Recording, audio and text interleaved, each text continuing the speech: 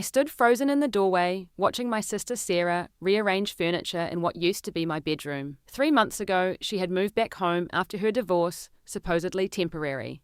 Now she was claiming my space as hers.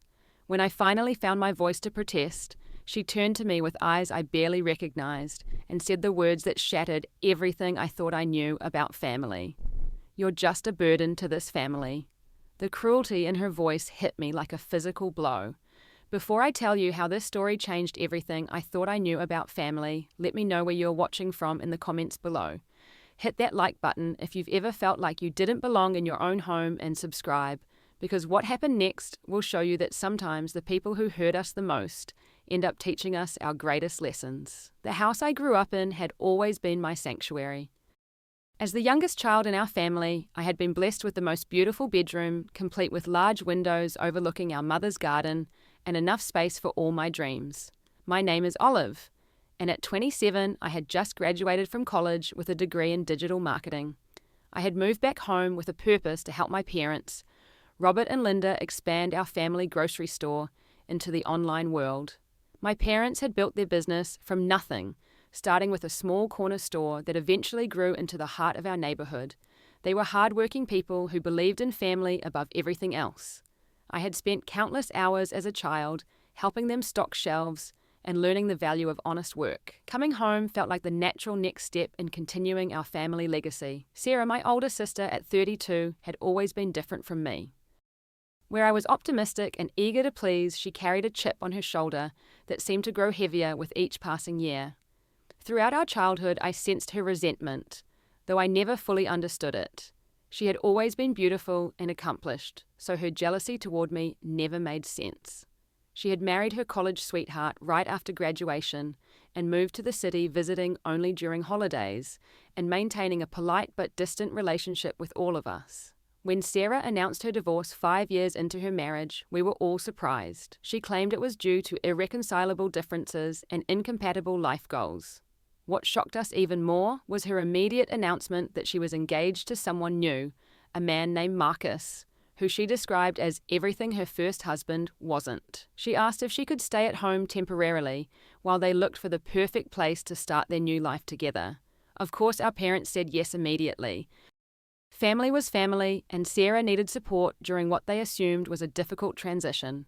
I was actually excited about the prospect of having my sister back home. I had hoped we might finally build the close relationship that had always eluded us growing up. Marcus was impressive from the moment I met him. At 35, he carried himself with the confidence of a successful businessman. He was tall, well-dressed, and spoke eloquently about his technology startup that was supposedly on the verge of major breakthroughs. He charmed our parents immediately, discussing business strategies and offering insights about modernizing their store. I found myself hoping that maybe Marcus would be good for Sarah, that maybe this relationship would finally bring out the best in my sister. The first sign of trouble came on their very first night in our house. I had offered to help them settle in, making sure they had fresh linens and showing Marcus around. They had been given the guest room, which was comfortable but admittedly smaller than the other bedrooms. As we sat around the dinner table that evening, Marcus mentioned how cramped the guest room felt and how difficult it would be for him to work from there given all the equipment he needed for his business calls and video conferences. Sarah immediately looked at me with an expression I couldn't quite read. "Olive," she said, with a sweet smile that didn't reach her eyes, "would you mind terribly if Marcus and I used your room for a few weeks, just until we find our own place? You know how important his work is, and he really needs the space and quiet to focus." The request caught me completely off guard. My bedroom wasn't just a room, it was my personal space, filled with memories, my college textbooks, my artwork, and all the things that made it home. But looking at my parents' expectant faces, and remembering that Sarah was going through a major life change, I felt pressured to be the understanding little sister. "I guess that would be okay," I heard myself saying, though every instinct told me this was wrong. "Just for a little while, right?" "Of course, sweetie," Sarah said, but something in her tone made me uneasy. "Just until we get settled." That night, I gathered my most essential belongings and moved them to the living room where I would be sleeping on the couch. As I lay there staring at the ceiling, I told myself this was temporary and that I was doing something good for my sister. I had no idea that I had just made the biggest mistake of my life. The next morning, I woke up to the sound of furniture being moved around upstairs. When I went to investigate, I found Sarah completely rearranging my room, moving my desk to make space for Marcus's equipment, and boxing up my personal items like they were unwanted clutter. "What are you doing?" I asked, still groggy and confused. Sarah looked up from where she was packing my college photos into a cardboard box. Her expression was cold, completely different from the sweet sister act she had put on the night before. "I'm organizing," she said matter-of-factly. "This room is a mess, Olive. It's time someone brought some order to it." "But these are my things," I protested weakly. "This is still my room." That's when Sarah straightened up and looked directly into my eyes with a contempt that took my breath away. "You're just a burden to this family," she said, her voice dripping with years of pent-up resentment. "It's time you learn that." The words hit me like a slap across the face. I stood there speechless as my sister continued packing away pieces of my life like they meant nothing. When I finally found my voice to ask what I had done wrong, she simply shrugged and said, "You exist, Olive. You've always been in the way." The days that followed Sarah's cruel declaration felt like living in a nightmare version of my own home. I watched helplessly as she and Marcus settled into my room like conquering invaders, making themselves comfortable, while I struggled to find my place in the house where I had grown up. Marcus revealed his true nature the morning after their takeover. I was in the kitchen making coffee when he approached me, his charming businessman facade completely dropped. His voice was quiet but menacing as he leaned against the counter and delivered his message with chilling casualness. "Nobody wants you here," he said, stirring his coffee like he was discussing the weather. "You should find your own place." I stared at him in shock, coffee mug trembling in my hands. This was the same man who had been so polite and respectful in front of my parents just hours before. Now he stood in my family's kitchen, telling me I wasn't wanted in my own home. "This is my family," I managed to say, though my voice came out smaller than I intended. Marcus laughed, a sound devoid of any warmth. "Your family, look around, Olive. Your sister is married, successful, moving forward with her life. Your parents are aging and need support, not another mouth to feed. What exactly do you contribute here besides taking up space?" I tried to explain about my plans for the family business, about the digital marketing strategies I had been developing, about how I wanted to help modernize our store and increase profits. But Marcus just shook his head with condescending pity. "College girl with big dreams," he said mockingly. "Let me give you some real-world advice. Your little marketing ideas are cute, but this is serious business. Adults are talking now." The conversation left me feeling smaller than I had ever felt in my life. For the first time, I began to question whether maybe they were right. Maybe I was just a burden who had never learned to stand on her own. Sarah's transformation was even more devastating than Marcus's cruelty, because I remembered when she used to be my big sister, the person I looked up to despite our differences. Now she seemed like a completely different person, someone who took pleasure in making me feel worthless. She began a systematic campaign to undermine me in front of our parents. During family dinners, she would make subtle comments about my age and lack of independence. "Most people Olive's age have their own apartments by now," she would say with false concern. "I worry that we're enabling her by letting her stay here indefinitely." When I tried to participate in conversations about the family business, Sarah would interrupt with dismissive comments about my inexperience. "Olive doesn't understand how real business works," she would tell our parents. "She's been in college for 4 years, not in the real world." The most painful part was watching my parents begin to believe her. They started excluding me from important family discussions, assuming I wouldn't have anything valuable to contribute. When suppliers came to discuss new contracts, I was suddenly not invited to sit in on the meetings. When they planned the layout for expanding the store, my input was no longer requested. Marcus and Sarah worked together like a perfectly coordinated team, presenting themselves as the responsible adults, while painting me as the immature child who needed tough love to finally grow up. They volunteered to help with household chores, contributed to family expenses, and made themselves indispensable, while I struggled to find ways to prove my worth. The psychological warfare was subtle but relentless. They would have conversations about their future plans right in front of me, discussing their upcoming wedding and their plans to eventually take over the family business once my parents were ready to retire. It was like they were planning my complete erasure from the family narrative. I began to isolate myself, spending most of my time job hunting online and avoiding common areas where I might encounter their barely concealed hostility. The living room couch became my entire world, a temporary space where I never felt settled or secure. The worst part was the doubt that began creeping into my mind. Maybe they were right about me. Maybe I was 27 years old and should have been living independently instead of coming back home. Maybe my business ideas really were naive and impractical. Maybe I had been fooling myself about my value to the family.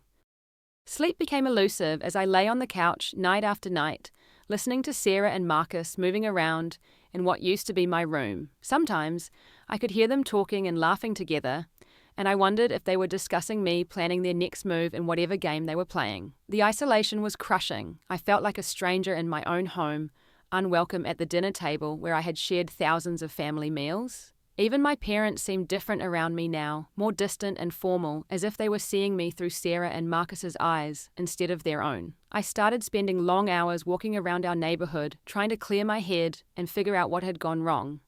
How had my life changed so dramatically in just a few weeks? How had I gone from feeling excited about my future to questioning my most basic worth as a person? The darkest moment came when I discovered Sarah had been reading my journal. I had been writing in it as a way to process my feelings, and I kept it hidden under the couch cushions where I slept. One evening, I overheard her telling Marcus about something I had written regarding a recent breakup, making jokes about my romantic failures. The violation of my privacy was devastating, but worse was the realization that nothing in this house was safe from their intrusion. I had no sanctuary, no private space where I could be myself, without fear of judgment or mockery. That night, as I lay awake staring at the ceiling, I made a decision that would change everything. I was tired of being a victim, tired of accepting their version of who I was supposed to be. If they wanted to play games, I would learn to play better than they ever imagined. My transformation from victim to detective began with a chance encounter that opened my eyes to the truth about Marcus. I had been spending my days at a local coffee shop, partly to escape the toxic atmosphere at home, and partly to work on my job applications. It was there on a rainy Thursday morning that I met Emma. She was sitting at the table next to mine, and I couldn't help but notice her staring at me with a puzzled expression. Finally, she approached with hesitation in her voice. "Excuse me," she said softly, "but you wouldn't happen to know someone named Marcus, would you? You look familiar, and I think I might have seen you with him." The question sent a chill down my spine. "Yes, I know Marcus," I replied carefully. "He's dating my sister. Why do you ask?" Emma's face went pale. She sat down across from me without invitation, her hands shaking slightly. "Oh my God," she whispered. "He's doing it again." What Emma told me over the next hour shattered everything I thought I knew about my sister's perfect boyfriend. Emma was Marcus's wife, not his ex-wife, as he had claimed. They were still legally married, and she had been searching for him for months after he disappeared, with a significant amount of money from their joint accounts. "Marcus has a pattern," Emma explained, her voice heavy with pain and exhaustion. "He finds successful women, charms them completely, moves in with them, and then systematically drains their resources while planning his next target. He's done this before, and I'm not even his first wife." She showed me court documents on her phone papers filed for fraud and embezzlement from his previous business ventures. Marcus's startup company was completely fabricated, a convincing story designed to make him appear successful and ambitious. In reality, he was a professional con artist who specialized in long-term romantic scams. "The worst part," Emma continued, "is how good he is at turning people against each other. He finds ways to isolate his targets from their support systems, making them dependent on him for validation and decision-making. Has your sister changed since she met him?" The question hit me like a lightning bolt. Sarah's transformation suddenly made perfect sense. The sister who had always been distant but never cruel had been systematically manipulated into becoming someone I didn't recognize. Marcus hadn't just been targeting Sarah for her money, he had been using her as a weapon against anyone who might threaten his control. I spent the next several days conducting my own investigation into Marcus's background. What I discovered was even worse than Emma had told me. Marcus had multiple active dating profiles on various websites, clearly shopping for his next victim, even while living in my family's home. He had court cases pending in 3 different states for various forms of fraud and identity theft. The most damning evidence came when I managed to record a phone conversation he had with someone he called his business partner. I had been pretending to be asleep on the couch when Marcus came downstairs to take the call, thinking he had privacy. "The family business is perfect," I heard him saying. "Old-fashioned people with real assets and no understanding of modern financial scams. The sister is already completely under my control, and the parents trust me completely. Give me 6 more months and I will have access to everything." Listening to Marcus casually discuss destroying my family's livelihood filled me with a rage I had never experienced before. This man had come into our home, turned my sister against me, isolated me from my parents, and was planning to steal everything my family had worked for over decades. But instead of confronting him immediately, I realized I needed to be smart about this. Marcus was skilled at manipulation and deception. If I accused him without overwhelming evidence, he would find a way to turn it around and make me look like the unstable sister who was jealous of Sarah's happiness. I contacted Emma and asked for her help in gathering more evidence. Together, we compiled a comprehensive file of Marcus's criminal history, his active dating profiles, proof of his ongoing marriage to Emma, and documentation of his various fraudulent business claims. The hardest part was watching my family continue to fall for his act while I prepared my case against him. Sarah became increasingly dependent on his approval, parroting his opinions about everything from politics to family dynamics. My parents treated him like the son they never had, seeking his advice about business decisions and hanging on his every word. Meanwhile, the psychological abuse toward me escalated. Marcus became bolder in his private threats, telling me that I was lucky he was letting me stay in the house at all. Sarah's treatment of me grew more openly hostile, as if she was competing for Marcus's approval by proving how completely she had rejected me. But I was no longer the broken, confused person I had been weeks before. Every cruel comment, every dismissive look, every attempt to make me feel worthless only strengthened my resolve. I was going to expose Marcus for exactly what he was, and I was going to do it in a way that would protect my family from any further manipulation. The opportunity I had been waiting for came when my grandmother announced she was coming for Sunday dinner. Grandma Rose was the family matriarch, a sharp-eyed woman who had built her own successful business and had little patience for nonsense. If anyone would see through Marcus's act, it would be her. I carefully planned every detail of my revelation, knowing I would only get one chance to make my case before Marcus found a way to discredit me. The evidence was organized, Emma was prepared to support my claims, and I had rehearsed exactly how to present everything in the most convincing way possible. As I watched Marcus charm my grandmother during the early part of dinner, playing the perfect future grandson-in-law, I felt a calm confidence I hadn't experienced in months. He had no idea that his carefully constructed house of lies was about to come crashing down around him. The time for hiding and suffering in silence was over.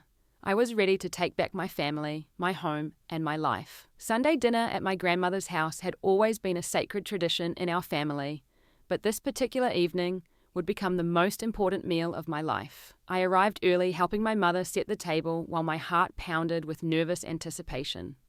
Everything I had planned for depended on perfect timing and careful execution. Marcus and Sarah arrived looking like the picture-perfect couple, with Marcus carrying flowers for my grandmother and Sarah wearing a dress I had never seen before. They moved through the room with practiced charm, and I watched my family fall under their spell once again. But this time I was ready. Grandmother Rose was 82 years old and sharp as a tack. She had built a successful catering business from nothing and raised 5 children while doing it. Throughout dinner, I watched her observing Marcus with the keen eye of someone who had met every type of person imaginable over 8 decades of life. When the conversation turned to Marcus's business ventures, I saw my opening. "Marcus," I said casually, "I would love to hear more about your startup. What exactly does your company do?" Marcus launched into his well-rehearsed presentation about innovative technology solutions and market disruption, the same speech that had impressed my parents months earlier. But this time I was prepared with follow-up questions that pushed beyond his surface-level knowledge. "That sounds fascinating," I said, pulling out my phone. "I actually found some articles about companies doing similar work. Maybe you know some of these competitors." I began reading names of real companies in his supposed field, watching his confidence falter as he failed to recognize industry leaders he should have known intimately. Sarah shot me a warning look, clearly annoyed that I was monopolizing the conversation. Olive, why are you interrogating Marcus about his work? Can't we just have a nice family dinner? Actually, my grandmother interjected, her voice cutting through the tension. I'm curious too. Marcus, how long have you been in business? What's your company's name again? As Marcus stumbled through increasingly vague answers, I decided it was time to reveal my evidence. I think there might be some confusion about Marcus's business background, I said, calmly reaching for the folder I had placed beside my chair. I have some information that I think everyone should see. The first document I placed on the table was a printout of Marcus's criminal background check, showing multiple convictions for fraud and identity theft. The second was a copy of his marriage certificate to Emma, proving he was still legally married, despite claiming to be divorced. What is this? Sarah demanded, her voice rising with panic. Before I could answer, there was a knock at the front door. I had arranged for Emma to arrive at exactly this moment, when the initial shock of the documents would make everyone more receptive to hearing the truth. I asked someone to join us who has some important information about Marcus, I said, standing to answer the door. Emma entered the dining room with quiet dignity, carrying additional documents and wearing the expression of someone who had been through hell but survived to tell the truth. When Marcus saw her, his mask finally slipped completely. What the hell is she doing here? He snarled, his voice transforming from smooth charm to raw aggression in an instant. Hello, Marcus, Emma said calmly. I think it's time your new family knew who you really are. What followed was the systematic destruction of every lie Marcus had told my family. Emma presented court documents showing his pattern of targeting women, moving in with them, and stealing their money. She had bank records proving he had taken thousands of dollars from their joint accounts before disappearing. She had evidence of multiple other women he had scammed using identical methods. My grandmother studied each document with business-like efficiency, while my parents sat in stunned silence. Sarah's face went through a range of emotions from anger to confusion to dawning horror as she realized the extent to which she had been manipulated. Marcus tried to maintain his innocence, claiming that Emma was a bitter ex who was trying to ruin his happiness. But when I played the recording of his phone conversation about scamming my family's business, his defense crumbled completely. You recorded me, he shouted, jumping to his feet. You little bitch, you have no idea what you've done. The mask was completely off now. Gone was the charming businessman, replaced by an angry, desperate man whose true nature was finally exposed. My father stood up immediately, his face red with fury. Get out of my house, he said, his voice deadly quiet. Get out now and don't ever come back. But Marcus wasn't finished. In his rage, he revealed just how calculated his manipulation had been. Do you want to know the truth? He screamed at Sarah. You were never special. You were just easy. A lonely divorced woman, desperate for validation. I've done this dozens of times and you fell for it just like all the others. Sarah collapsed into tears, the reality of her situation finally hitting her. For months she had believed she was in love with someone who had seen her as nothing more than a target to exploit. Everything she thought she knew about their relationship had been a carefully crafted lie. My father and uncle physically escorted Marcus from the house, while he continued shouting threats and accusations. Within minutes he was gone from our lives forever, leaving behind only the wreckage of his deception. In the silence that followed, Sarah looked at me with eyes filled with shame and regret. Olive, she whispered, I'm so sorry. I don't know what happened to me. I don't know how I became someone who could treat you like that. I could have been cruel in that moment. I could have thrown her own words back at her, reminded her of every hurtful thing she had said and done. But looking at my sister broken and devastated, I realized that she had been as much a victim of Marcus's manipulation as anyone. Marcus happened to you, I said gently. He's an expert at finding people's insecurities and using them as weapons.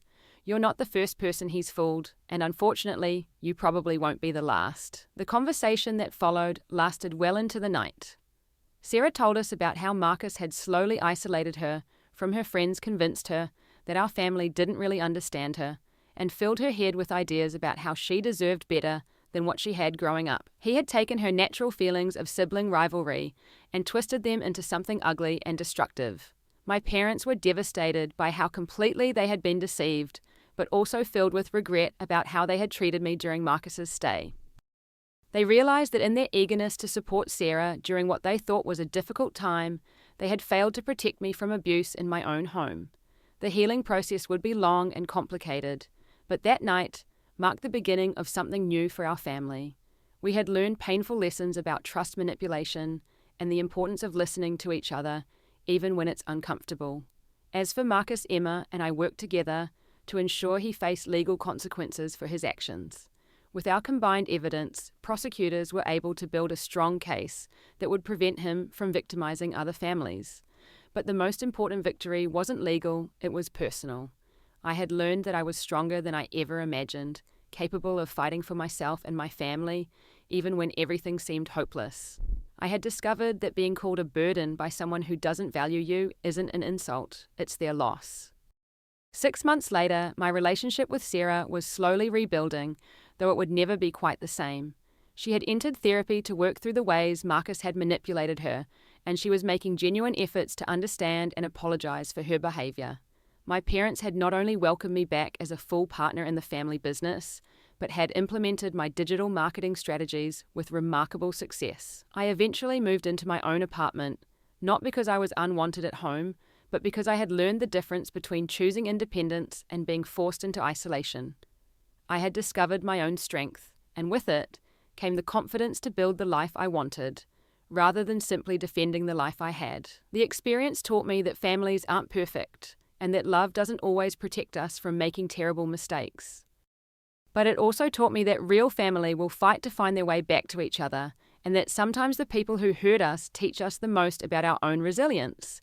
I learned that you don't owe anyone your peace of mind, not even family, and that standing up for yourself isn't selfish, it's necessary. Most importantly, I learned that being underestimated by people who don't see your worth isn't a weakness. It's an advantage that lets you surprise them when it matters most. What happened next changed everything I thought I knew about family forgiveness and my own strength. Sometimes the darkest moments in our lives become the foundation for our greatest victories, and sometimes being called a burden by someone who doesn't value you is exactly the push you need to discover how much you're actually worth. Have you ever had to stand up to someone who was manipulating your family? Share your story in the comments below. I would love to hear how you handled it. If this story resonated with you, please hit that like button and subscribe for more real-life stories about overcoming family challenges. Share this video with someone who might need to hear that they're stronger than they think they are. Thank you for listening to my story, and remember that your worth isn't determined by people who can't see your value. Until next time, keep believing in your own strength.